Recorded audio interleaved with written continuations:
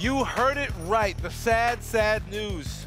Torn meniscus in the right knee of one young Derrick Rose. He will undergo surgery after playing 46 games this season, averaging 18.5 points and 5 assists. Sad, sad news for basketball fans everywhere. But I want to throw this one out because I've been watching Derrick Rose play basketball for a really long time, ever since he was up at Simeon in Chicago. And I've watched him play. Were you actually, though? I was watching. My homeboy Vidal showed me a clip and goes, this kid? Because Memphis is where he came out. Like, No. I'm talking. He was known back in Simeon. He was a Spark athlete. Spark training. You and Mike Wilbon knew him. All right, okay. No one believes me. Anyways, the point I'm trying to make is, Jackson. ever since I started watching this kid play, he played different from everybody else. He's very herky-jerky, very lateral. How much do you think style of play, and I'll start with you, Aaron, because I just don't want to talk to Cabby anymore after coming out. I'll start with you. How much do you think his style of play contributed to the litany of injuries his legs have gone through over the last 3 years? I think there's definitely a correlation there. I feel like if you watch him play, like you really watch him play, he's so quick and crafty in the way he changes directions, and because he's so fast, like I can only imagine the amount of pressure he's putting on his body, right? Like you look at a guy like Dwayne Wade, kind of go through the same thing. Yep. Like Dwayne Wade's one of my favorite players, like of all time, period. So like I understand. I understand it though. I'm just hating. I can understand. I definitely understand it because I've seen it before, right? But and I feel like the fans are hopeful because of Russell Westbrook, who is basically the same player as. You don't think? I think he's more north-south than east-west, though. But their explosiveness, their athleticism, like these are two of the most athletic point guards we've ever seen play the game. Mm-hmm. And since Russ has been able to come back from 3 knee surgeries, there's still some hope in Chicago that that he could come back. And the outpouring on social media was amazing. Like we get to see that more often now. Athletes, LeBron, all these guys tweeting just prayers. LeBron, Derrick Rose. Yeah, that was a big. Okay, now Chicago's reacting, of course. Yes, they love him. He's the native son. But Dan, at what point did the Chicago Bulls organization say, we have to walk away from this guy because he is damaged goods and we have a pretty solid group that we could do something with? At what point do they divorce? I think they do have a solid group, and I think they can still accomplish some things. But while I don't still think being tied to the financial responsibility of D. Rose? Yes, I think insurance will cover that, and maybe it affects the cap, but the cap's going to go up with the new TV deal kicking in anyway. So is everybody else's. You can't just walk away from him. He's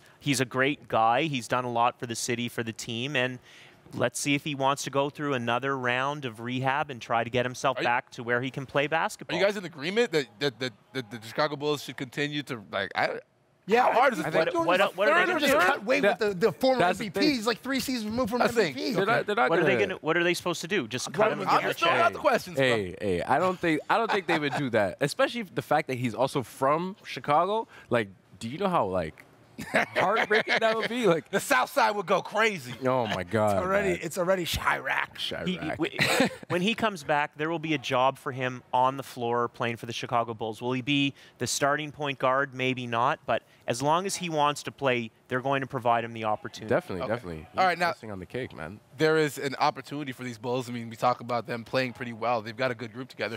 Do they do something like make a phone call to a guy that was pretty successful in the postseason with them recently and unemployed Nate Robinson? Is that a cool direction to go if you are the front office of the Chicago Bulls, Aaron? Yeah, definitely. He'd be the first guy I'd call. What?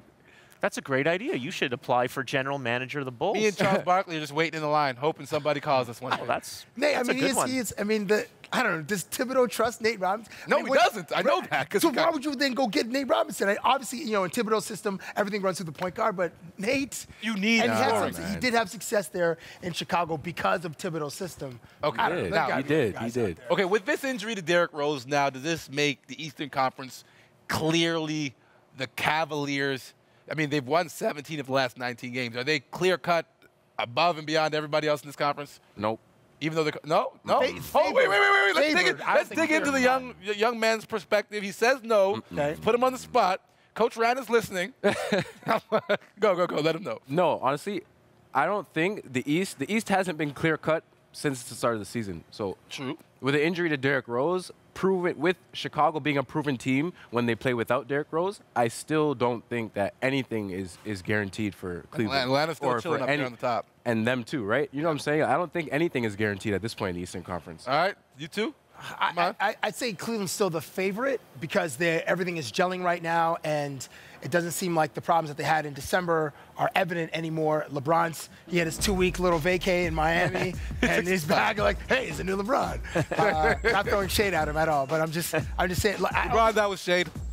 Listen, favorites, but not clear cut. Okay, now I'm gonna throw this one out. Kendrick Perkins has been garbage for a while, in my opinion.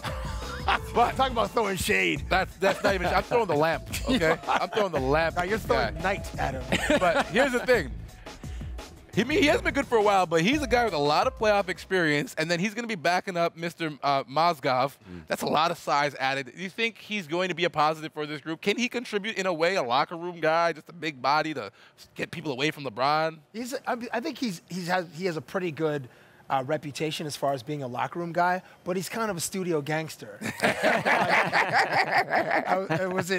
Poppy was saying on Levertard's show, he's talking about Kevin Garnett being a studio gangster. Shout out to KG going back to Minnesota. But I don't know, Perk didn't really do much in OKC, and he was supposed to go there to be that inside presence. Yes. You know, he didn't do anything there. And Cleveland has a few years removed from that. Cleveland's got enough going for them. Perk is completely insignificant. They're starting 5. They have depth. They have LeBron. It doesn't matter if he's there or not. He was just a spare part they brought on. They might still go get Ray Allen. I don't know.